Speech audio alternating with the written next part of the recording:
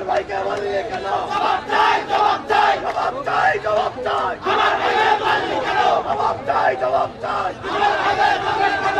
ভাঙতে হবে, ভাঙতে হবে। সিন্ডিকেট ভাঙতে হবে, সিন্ডিকেট ভাঙতে হবে, ভাঙতে হবে, ভাঙতে হবে, ভাঙতে হবে। 30 মিনিটের মধ্যে, 30 মিনিটের মধ্যে দোকান থেকে আনতে হবে। আমার ভাইকে মারলো কেন? জবাব চাই, জবাব চাই। প্রশাসন জবাব চাই। আমার ভাইকে মারলো কেন? আমার ভাইকে মারলো কেন? প্রশাসন জবাব চাই। ছাত্রদের দাবি ছিল, তো এখানে যে মালিক সমিতি আছে, মালিক সমিতি ছাত্রদের দাবির সাথে একাত্মতা পোষণ করে তারা নিজেরাই স্বতঃপ্রণোদিত হয়ে তারা এই ডিক্লারেশন দিয়েছে যে যতক্ষণ পর্যন্ত আসামি গ্রেপ্তার না হবে ততক্ষণ পর্যন্ত তারা মার্কেট বন্ধ রাখবে। তারা সউদ্যোগেই এটা ডিক্লারেশন দিয়েছে। বিশ্ববিদ্যালয় কর্তৃপক্ষ করতে পারে, কিংবা যিনি আহত হয়েছেন সেই ছাত্র করতে পারে। মামলা প্রক্রিয়াধীন। মামলা হলে বলতে কি, মূলত আমরা এখন থেকেই এটা তদন্ত শুরু করে দিচ্ছি, আর মামলা তো হবেই। এবং এডিসি সবার সঙ্গে কথা বললো, তখন দ্রুত এখানে পুলিশ আসছে, আমরা খবর নিলাম। তখন আসার পরে ছাত্রদের সঙ্গে কথা বলছে।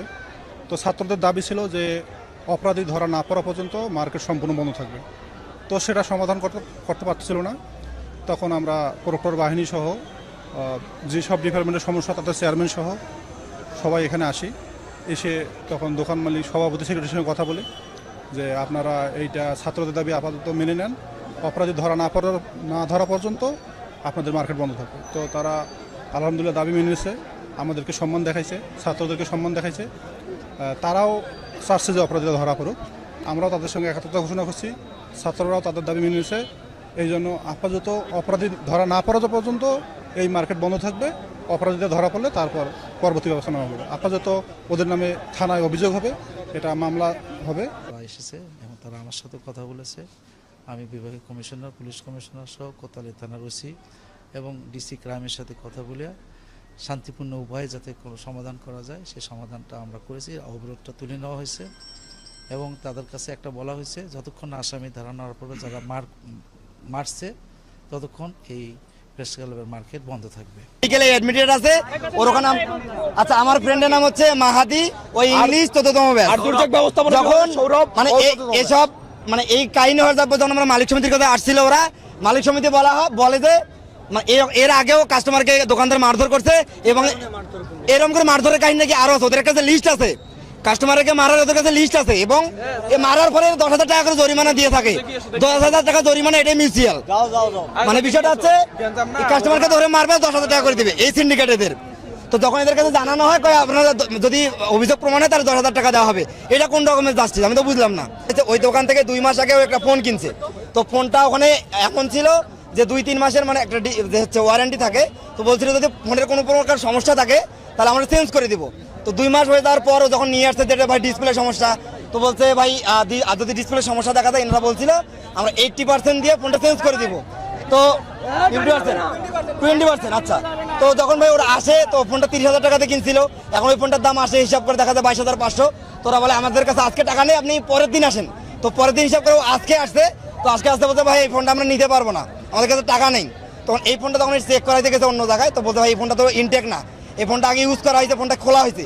যখন এদের কাছে রিপোর্ট করা হয় যে ভাই এই ফোনটা তো ডিসপ্লে চেঞ্জ করে দেওয়া হয়েছে, তখন এরা বলতে না ভাই এটা আমাদের ইনটেক ফোন, আপনি এটা চালাইলে চালান, না চালাইলে নাই। এখন ওনাদেরকে আসছি, বলে ভাই আপনাদের ফোনে তো সমস্যা, আপনাদের যে শর্ত ছিল সেটা হচ্ছে 20% ডিসকাউন্ট দিয়ে আপনারা ফোন এক্সচেঞ্জ করে দিবেন, অথবা মানি ব্যাগ দিবেন, ঠিক আছে। তারপরে আমরা আসলাম, তো হচ্ছে আমার জুনিয়র মেহেদি, সে আসছে দুইবার আসছে, এসে বলতেছে ভাই আমার কাছে এখন টাকা নাই, পরের দিন আসেন। তো পরের দিন আসছে, ফোন দিছে, বলে ভাই যাবো, বলছে না আমার কাছে তো এখন টাকা নাই, তুমি অমুক দিন আসো। এরকম করতে করতে তো পরে আমাকে বলছে যে ভাই এরকম ব্যাপার, তো ফোনটা তো এক্সচেঞ্জ করতেছে না। তো আমি বললাম যে তাহলে আসো, আগে মার্কেটে যাই, গিয়ে আগে বাইরে ফোনটা বিক্রি করার চেষ্টা করি। বাইরে ফোনটা বিক্রি করার চেষ্টা করে দেখি অন্যরকম ঘটনা। সবাই বলতেছে ফোনটা খোলা হয়েছে, ফোনটা সার্ভিসিং করা হয়েছে, এই ফোন নিয়ে আমরা ঠকছেন, এই ফোনের দাম সর্বোচ্চ 15,000, কিন্তু আপনাদের কাছে নেওয়া হয়েছে 30,000। এসে তার উপর ছড়া হয়েছে, একসাথে 15 থেকে 20 জন মারছে। মারার পরে ওর অবস্থা তো খুব খারাপ, কান্নাকাটি করতেছে, পরে বলতেছে ফোন চুরি করার জন্য নাকি ও এখানে এই প্লেসে আসছে।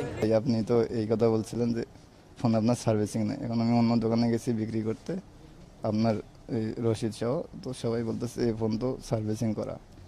তো ভাই আপনি আমার সাথে এরকম প্রতারণা করতে পারেন না, আপনি আমার ফোনটার টাকাটা আপনি করেন, ব্যাক দেন। তো আপনি 20% লেসে দেন, সমস্যা নাই, আমি ওই বলছি। কিন্তু উনি বলছে যে না, এটা ফোনের সমস্যা, আমি এরকম ফোন আপনাকে দেই নাই। এই কথা বলে এই কথা বলছে। তা যে যার কাছ থেকে নিয়েছিলাম তিনি এই কথা বলছে। কিন্তু তারপরে ওর দোকানে আরেকটা ছেলে ছিল, হ্যাঁ ছেলে ছিল, ওই ছেলে আবার আমার সাথে রাগারাগি করতেছিল। আমি আবার ওই যেহেতু আমার টাকা দিয়ে ফোন নিয়েছে, ও রাগ করতেছিল, ফোন করে টাকা ফেরত দেবে না। তখন আমি আবার একটু রাগ হয়েছিলাম, যেটা সত্য কথা, যে ভাই আপনি ডিসপ্লে নষ্ট ফোন দিয়েছেন, সার্ভিসিং করা ফোন, আপনি আবার আমার সাথে রাগারাগি হচ্ছেন, আমি তো ফোনের টাকা ফেরত না নিয়ে আজকে যাবো না, এইভাবে বলছিলাম। তখন এক পর্যায়ে আসে ওরা সব, একটা ছেলে ওখানে একটু দাড়ি করে, ওই দোকানেই ছিল, একটু খাটো করা হবে, শ্যামলা ফর্সা। ওই ছেলেটা আমাকে প্রথমে মুখে মারার পরে একদম সবাই আশেপাশে যারা দোকানদার ছিল, ওই দোকানে যে দুজন ছিল, ওরা সবাই মিলে